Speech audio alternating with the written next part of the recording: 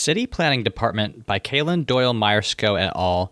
Defines a city as a large town. This comically short definition is useful, because anyone who's lived in a city knows that it's horseshit. A city's not just a big town. It's much more personal and splendid. A city is a place where people live and are shaped, and through living, shape their home in return. The idea of cities is so powerful, at least to designers of indie tabletop games, that there's over 60 games on itch.io tagged as city builders, to say nothing of the hundreds of world-building games which involve the design of cities.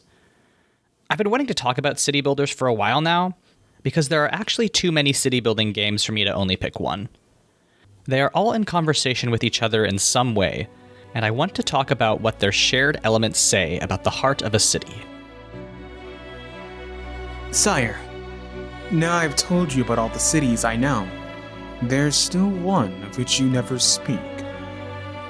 Marco Polo bowed his head. Venice, the Khan said. Marco smiled. What else do you believe I've been talking to you about? The Emperor did not turn a hair. And yet, I've never heard you mention that name. And Polo said, every time I describe a city, I'm saying something about Venice. Cities are, in some ways, warehouses for convenience, a promise that if we stay close by, someone in town is always going to have warm bread. Communities and the infrastructures around them crop up because they support economies driven by demand for goods. Any long-lasting city is one that meets human needs. The infinite variation in the ways those needs are met is what makes cities unique. Even the practical reasons for selecting a settlement's foundation, such as proximity to rivers and coastal bays, are predicated on the notion that such placement would make people's lives easier. Most city-building games have some rule that allows players to erect buildings of various purposes, but of the handful I read, only Avery Alder's The Quiet Year and Martin Nerurkar and Konstantinos Dimopoulos' ex Novo were interested in the resources those buildings might exist to cultivate. It's not quite accurate to describe The Quiet Year as a city-building game. It's closer to a game in between apocalypses, a story of a very small community shoring up their defenses after a devastating war, with the knowledge that the world will end again come winter.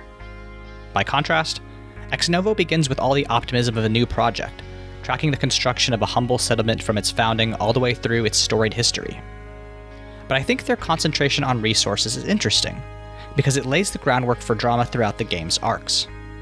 Quiet Year's system of abundances and scarcities has little mechanical impact on play, but makes perfect sense given the game's subject matter. Players responding to prompts in building projects will have to take resource allocation into account, just like the actual members of a community might. And when a certain resource is scarce, disagreements are bound to come up. Similarly, Ex Novo attaches power tokens to resources, which are then taken by the factions who will come to control them. The existence of resources necessarily includes their distribution and exploitation. If a city is to be a warehouse of convenience, that convenience needs to come from somewhere. And in these games, whole other structures, community disagreements, even mass displacement of populations, sprout from the struggles over who is in charge of the warehouse. Once geography is established, players can get to the meat of the genre. A city builder should involve building cities, after all. What struck me as I read these games, however, was how often the creation of districts or neighborhoods came up. This makes sense. Even in games like City Skylines, players zone locations for a certain type of construction, which is automatically generated instead of placing individual houses or shops. But in the context of tabletop games, I think it's interesting to see how designers expect players to utilize districts as narrative tools. In The Death and Life of Great American Cities, author Jane Jacobs writes that, quote, "The chief function of a successful district is to mediate between the inherently politically powerless street neighborhoods and the inherently powerful city as a whole," end quote. To Jacobs, a district is not simply a region grouped together by job availability or housing costs, though those are certainly factors, but a unit of political power. Because resources are necessarily limited, and their dispersal is controlled by various factions, people must band together to give themselves the capacity to challenge those factions and win. Jacobs' text on the problems with urban planning was published in 1961, but many of the issues she criticized remain staples of American cities 6 decades later. For instance, She excoriates designers who strove to hide the presence of other people in cities, those who crafted their districts to be as isolated from their neighbors as possible. I feel like many of the city-building games I've looked at unconsciously agree with this assessment in the ways they ask players to engage with neighborhoods. Not only do they want players to think about the people who live in these districts, but they want players to think about how political change affects them, and what they might do to resist. Ex Novo accomplishes this with its development phase, wherein random prompts are rolled, and players adjust factions, resources, and landmarks in response. Most interesting to me about Ex Novo's design is the way in which its districts mechanically react to change. Each district has a density of citizens on a 1 to 3 scale, with 1 being sparsely populated, and 3 being crammed together like sardines. Any more than 3 creates a spillover effect, in which a new district is created next to the overpopulated one. That there might be so many people clamoring to live in an area that they build a whole new neighborhood nearby is an interesting statement about the power that a given neighborhood might possess. Real estate values are largely determined by the desirability of a location, so it makes sense that people would want to be as close as possible to a good part of town, even if they can't afford to live in it. But the people in Ex Novo's districts are largely subject to the whims of the dice, as random event tables govern most of the population changes and factional squabbles that might occur over a city's history. In Teo Kai Xiang's We the City, the districts of the city themselves push and pull against each other to twist urban evolution. Players of We the City pay tokens in order to enact change according to their playbook, and earn tokens by either subverting this change or shaping it in accordance with individual goals.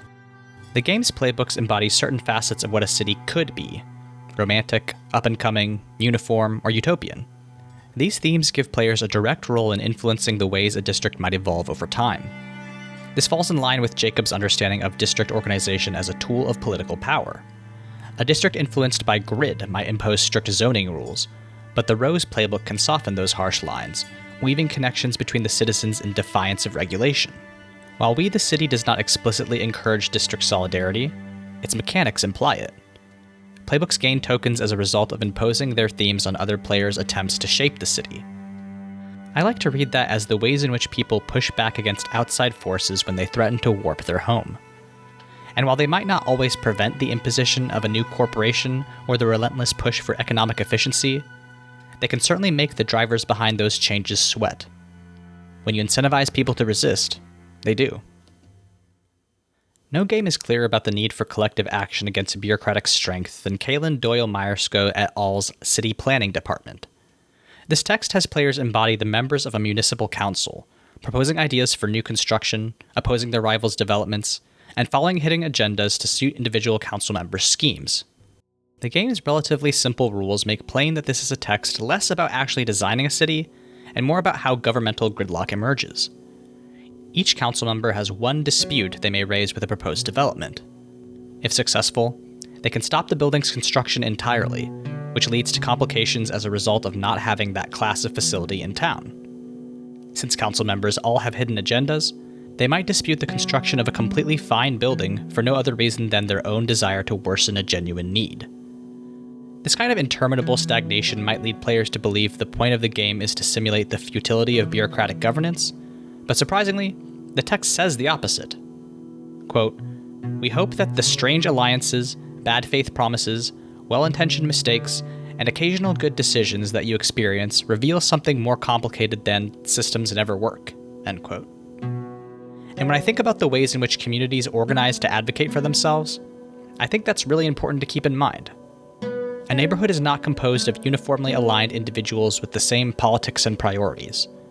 Everyone has their own agendas and beliefs. But for a district to have the strength to resist change, its residents need to accept that their coalition will include people making bad faith promises and good-natured blunders. The alternative is isolation. Jane Jacobs worried a great deal about isolation. Quote, "In city areas that lack a natural and casual public life, it is common for residents to isolate themselves from each other to a fantastic degree. If mere contact with your neighbors threatens to entangle you in their private lives, or entangle them in yours, the logical solution is absolutely to avoid friendliness or casual offers of help. Better to stay thoroughly distant." End quote. But that seclusion, Jacobs believed, rotted neighborhoods to their core, prevented the development of strong coalitions required to resist corporations and councilmen. There is no other way to successfully live, except in community. Quote, people must take a modicum of public responsibility for each other, even if they have no ties to each other.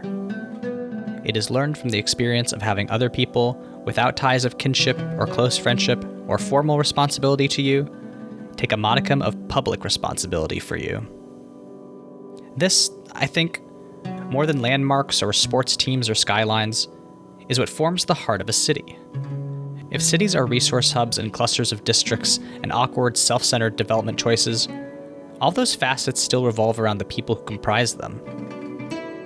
Italo Calvino, in his poetic novel Invisible Cities, writes that, quote, cities, like dreams, are made of desires and fears, end quote.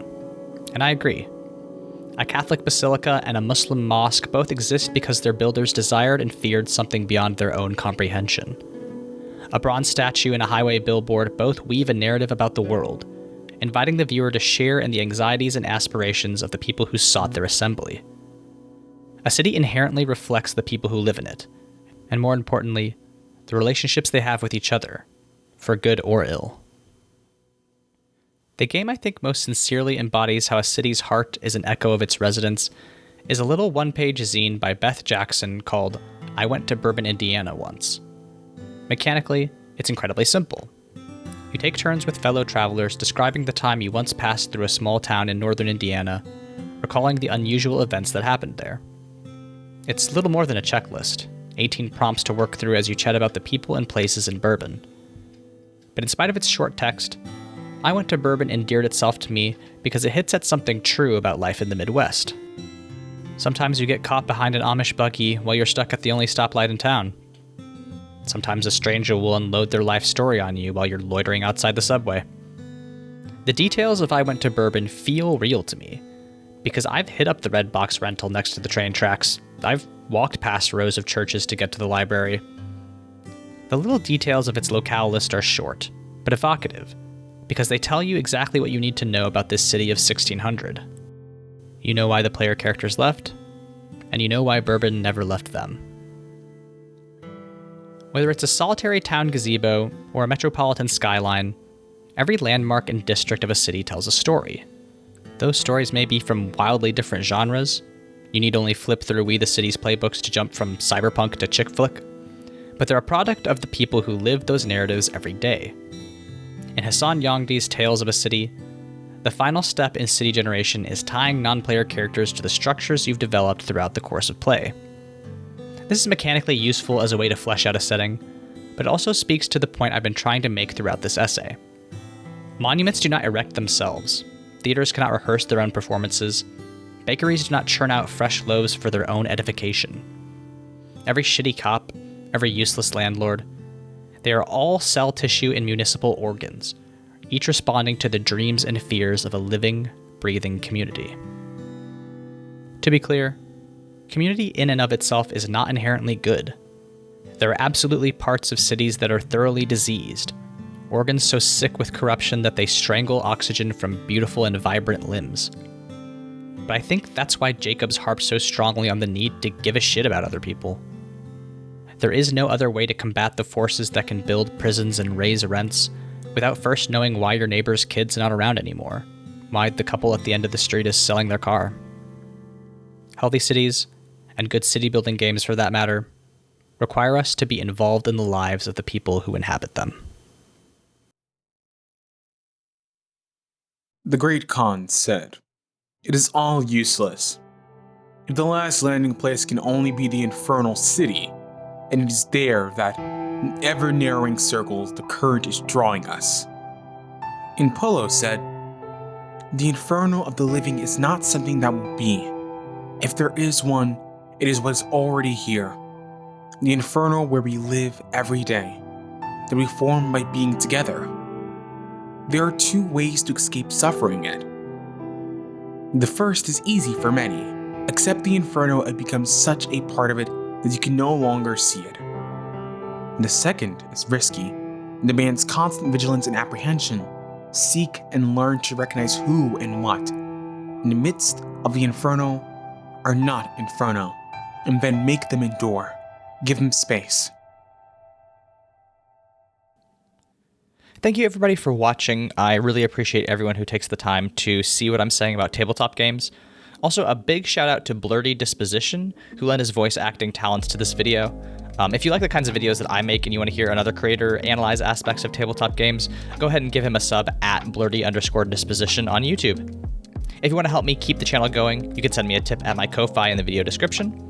My background picture is Liquefied Image by Adrian on Unsplash, and my profile picture is by Eater Outsider on Tumblr. If you want to find more of my work, I'm at AAVoid on Blue Sky, Monster Factory Fanfic on Tumblr, but my main site is aavoid.com, where I talk about games and writing. I also do a podcast that's Mortified: The Friendship Quest, where me and my friend Layla do critical media analysis. We're actually spinning up a series on the DreamWorks Shrek franchise, which I think will be an enlightening and critically acclaimed journey into the swamp of media analysis. Thanks as always for watching. I have no idea when I'll have another video out, but hopefully it'll be sooner than this one. Well, until then, see ya.